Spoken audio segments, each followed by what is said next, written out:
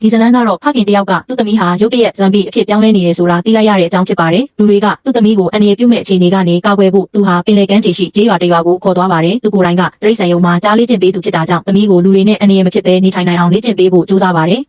်ဇလန်းစာမှာကျနာတတ်တဲ့အဖေချောင်းဟာသူ့သမီးစုအတွက်အစားအသောက်ဝယ်ပြီးအိမ်ပြန်လာပါတယ်။သမီးခန်းတကားခောက်ပြီးဝင်သွားတဲ့အခါစုကကြည့်နေပါတယ်။သူမကိုစကားပြောလိုက်တော့စုကခေါင်းကိုဖြည်းဖြည်းချင်းလှည့်ကြည့်လာပါတယ်။ဒါပေမဲ့အန်အိုးစရာကစုဟာဇွန်ဘီဖြစ်နေပြီးသူ့ဖေကိုတိုက်ခိုက်ဖို့ကြိုးစားပါတယ်။ကံကောင်းစွာနဲ့ချောင်းကဘလို့ထိန်းချုပ်ရမလဲသိတဲ့အတွက်သူမကိုရပ်တန့်နိုင်ခဲ့ပါတယ်။ချောင်းဟာတရိတ်ဆန်ယုံမှာကြားလေ့ကျင့်ပေးသူဖြစ်ပြီးအလုံးမှာလည်းအလွန်ကျွမ်းကျင်သူတစ်ယောက်ဖြစ်ပါတယ်။ထို့နောက်ဇလန်းကစုဘလို့ကူးဆက်ခံခဲ့ရတယ်လဲဆိုတာကိုပြန်ပြပါတယ်။စုကအကပြိုင်ပွဲတစ်ခုအတွက်ကပြလေ့ကျင့်နေခဲ့ပါတယ်။တနေ့မှာချောင်းကသူ့အမေနဲ့အတူစုအတွက်မွေးနေ့အံအားတင်ပွဲပြင်ဆင်ပေးထားပါတယ်။အဖွားကလည်းသူမလာလဲရင်အချို့မုတ်ဝဲကျွေးမယ်လို့အတိပေးပါတယ်။ဖုန်းပြောပြီးတဲ့နောက်စုကအဖွားကိုလွမ်းချောင်းပြောပါတယ်။အဲ့ဒီအချိန်မှာချောင်းကမွေးနေ့လက်ဆောင်ပါလို့ခြင်းလဲလို့မေးပါတယ်စုကနှစ်တိုင်းအတူတူအချို့မုတ်တွေပဲမပေးစေချင်ဘူးလို့ပြောပါတယ်။ပြီးတော့သူမကလက်ဆောင်ပဲမှလည်းမေးလိုက်တော့ချောင်းကအခန်းတနေရာကိုလက်ညှိုးထိုးပြလိုက်ပါတယ်။အဲ့ဒါကတော့စုအမြဲလိုချင်ခဲ့တဲ့နှစ်ချက်ဖြစ်ပါတယ်။အဲ့ဒီအချိန်မှာစုကအပြင်မှာထူးဆန်းတာတစ်ခုတွေ့ပြီးအဖေကိုခေါ်လိုက်ပါတယ်။နှစ်ယောက်လုံးပတင်းပေါက်ကနေကြည့်လိုက်တော့အိမ်ကြီးချင်းလင်မယားကထူးဆန်းစွာပြုတ်မှုနေကြတာကိုတွေ့ရပါတယ်။အစမှာရန်ဖြစ်နေတဲ့ထင်ခဲ့ပေမဲ့တေချာကြည့်လိုက်တော့မိမကယောက်ျားရဲ့လေဘင်းကိုကိုက်စားနေပါတယ်။သူမဟာဇွန်ဘီဖြစ်နေပါပြီ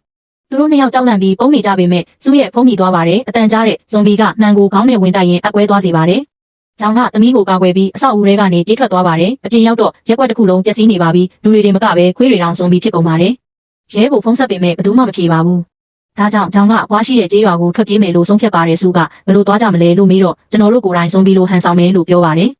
သူတို့ဟာဇွန်ဘီတွေကြားထဲမှာရောနှောပြီးလွတ်မြောက်နိုင်ခဲ့ပါတယ်။ပြင်းနေရင်စူးလဲကျသွားပြီးတိုက်ခံရလူနေပါဖြစ်ပေမဲ့ချောင်းကကာကွယ်ပေးလိုက်ပါတယ်။နောက်ပိုင်းမှာချောင်းကကားယူလာပြီးနှစ်ယောက်သားထွက်ပြေးကြပါတယ်။ကားပေါ်မှာချောင်းကစူးလက်ကိုဖုံးထားတာတတိထားမိပြီးကြည့်လိုက်တော့စူးကိုက်ခံထားရကြောင်းတွေ့ရပါတယ်။သူမှမသိလိုက်ပဲကူးဆက်ခံရတာပါ။ချောင်းကဆေးရုံသွားမယ်ကုသလို့ရမယ်လို့နှစ်သိမ့်ပေမဲ့မကြခင်မှာပဲစူးကဇွန်ဘီဖြစ်ပြောင်းလဲလာပါတော့တယ်။သူမကအဖေကိုတိုက်ခိုက်လာပြီးချောင်းကကားကိုရုတ်တရက်ရက်လိုက်တာကြောင့်စူးမိသွားပါတယ်။အဲဒီနောက်အဖွားရွာကိုရောက်သွားကြပါတယ်။အဖွားရွာရောက်ပြီးနောက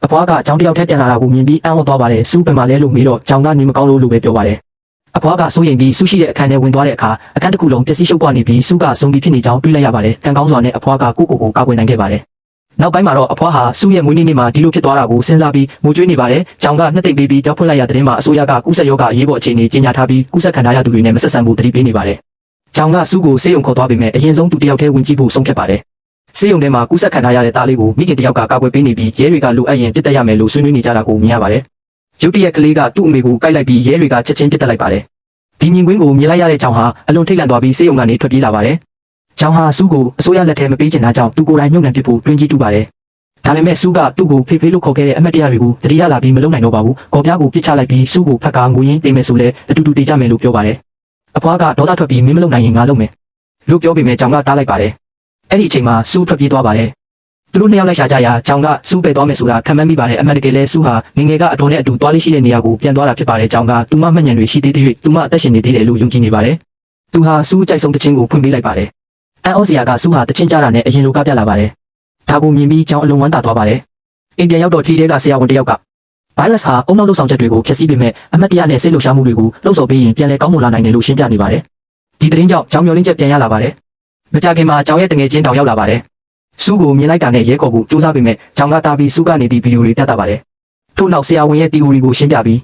ငါသမီးကိုကူညီပေးပါလို့တောင်းဆိုပါတယ်။အစပိုင်းမှာတောင်းရင်းပေမဲ့နောက်နေ့မှာသတင်းကောက်တစ်ခုယူလာပါတယ်။အမေရိကန်ဆေးဝါးကုမ္ပဏီကြီးတစ်ခုကကုသဆေးစမ်းသပ်မှုအောင်မြင်သွားပြီးမကြခင်အစိုးရထံတင်ပြတော့မယ်လို့သိရပါတယ်။ဒါကြောင့်သူလည်းကူညီဖို့သဘောတူလိုက်ပါတယ်။ချောင်းကစူးကိုလေ့ကျင့်ပေးပါတော့တယ်။ပထမသင်ခန်းစာကလူမကိုက်ဖို့ဖြစ်ပေမဲ့မအောင်မြင်ပါဘူး။ဒုတိယသင်ခန်းစာကလူမှုဆက်ဆံရေးဖြစ်ပြီးအဲ့ဒါလည်းမအောင်မြင်ပါဘူး။ဒါပေမဲ့ချောင်းလည်းမလျှော့ပါဘူး။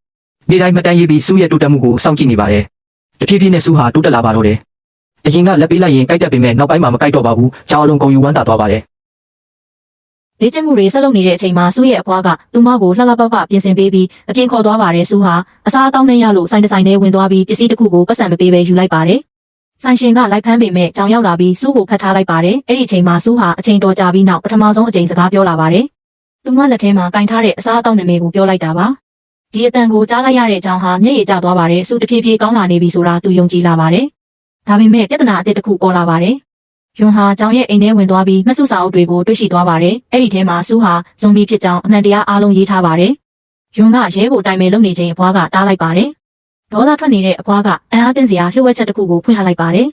ကြောင်ဟာစုရဲ့ဖခင်ရင်မဟုတ်ပါဘူးဘွားကအတိတ်အကြောင်းပြောပြပါတော့တယ်စုရဲ့မိဘအရင်တွေဟာအမြဲတမ်းရန်ဖြစ်နေကြပြီးဖခင်ရင်ကငွေကိုပဲစိတ်ဝင်စားသူဖြစ်ပါတယ်အဲ့ဒီအချိန်ကကြောင်ဟာသူတို့အတွက်အလုပ်လုပ်နေသူဖြစ်ပြီးကလေးလေးစုကိုတနာခဲ့ပါတယ်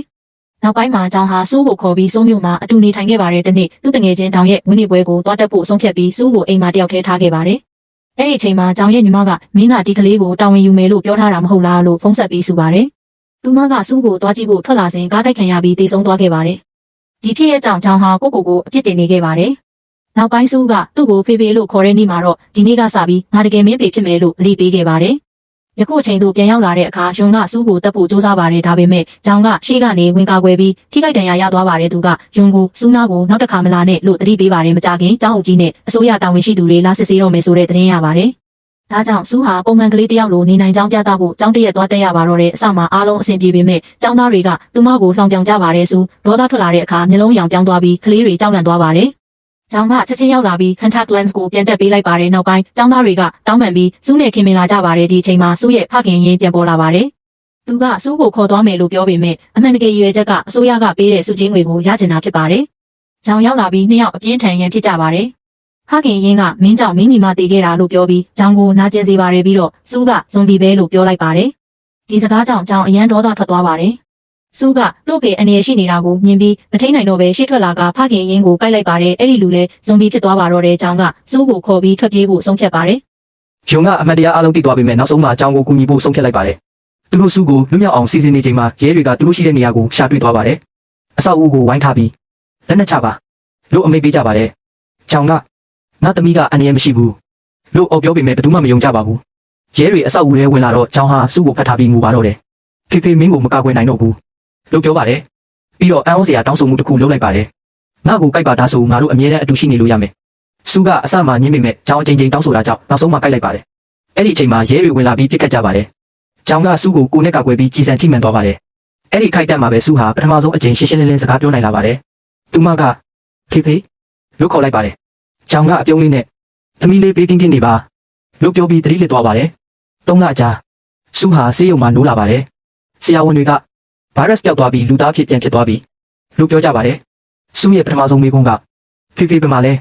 ဖြစ်ပါတယ်။အဖွားကသူမကိုကျောင်းရှိတဲ့ဆေးရုံကိုခေါ်သွားပါတယ်။အဲ့ဒီမှာကျောင်းသေးမသွားခဲ့ကြောင်းသိရပါတယ်။တနက်ထီပြီးနောက်သူဟာခမဝင်သွားတာဖြစ်ပါတယ်။ဆရာဝန်တွေကနောက်ပိုင်းစစ်ဆေးကြည့်ရမှာသူ့သွေးထဲမှာဇွန်ဘီဗိုင်းရပ်စ်ကိုတိုက်ဖျက်နိုင်တဲ့အထက်ဘက်တွေရှိနေကြောင်းတွေ့ရှိခဲ့ပါတယ်။ဒါဟာစုကိုက်လိုက်တဲ့အတွက်သူ့ခန္ဓာကိုယ်ကကိုယ်ခံအားတုံ့ပြန်မှုဖန်တီးနိုင်ခဲ့တာဖြစ်ပါတယ်။အဖွားကစုကိုကျောင်းရဲ့မဆုစာအုပ်ပေးလိုက်ပါတယ်။အဲ့ဒီစာအုပ်ထဲမှာစုရဲ့တိုးတက်မှုလေးတွေအောင်မြင်မှုလေးတွေကျောင်းရဲ့ချစ်ချင်းမေတ္တာတွေအကုန်ရေးထားပါတယ်။စုဟာစာဖတ်ရင်းရေးကြပါတော့တယ်။နောက်ဆုံးမှာတော့စုအိမ်မက်မက်ခဲ့တဲ့အကပြန်ပွဲနေ့ရောက်လာပါတယ်။သူမစင်ပေါ်တက်ပြီးအမကန်ဖြောပြတင်ဆက်နိုင်ခဲ့ပါတယ်။သူမရဲ့လှုပ်ရှားမှုတိုင်းဟာယုံကြည်မှုအသက်ဝင်မှုနဲ့စိတ်ခံစားချက်အပြည့်ရှိနေပါတယ်။ရိုးလဲပရိသတ်ထဲကနေဗီဒီယိုရိုက်နေပါတယ်။ရုတ်တရက်သူမမယုံနိုင်တော့တဲ့အရာတစ်ခုကိုတွေ့လိုက်ရပါတယ်။ကျောင်းရဲ့လက်ချောင်းလေးလှုပ်သွားပါတယ်။သူနိုးလာတော့မယ်ဆိုတဲ့လက္ခဏာပါ။ဒီလိုနဲ့ရုပ်ရှင်ဟာမျောလင့်ချက်အပြည့်ရှိတဲ့အဆုံးသတ်နဲ့ပြီးဆုံးသွားပါတယ်ဗျ။ဒီဇာတ်ကားရဲ့အဓိကအကြောင်းအရာကတော့တွေးသားမတော်ဆက်ပေမဲ့ဟာကင်တယောက်ရဲ့အဆုံးမရှိတဲ့မေတ္တာဆုံးလို့အနစ်နာခံမှုနဲ့သမီးကိုကယ်တင်ဖို့ဘာမဆိုလုပ်ရတဲ့ချစ်ချင်းမေတ္တာကိုဖော်ပြထားတာဖြစ်ပါတယ်ခင်ဗျ။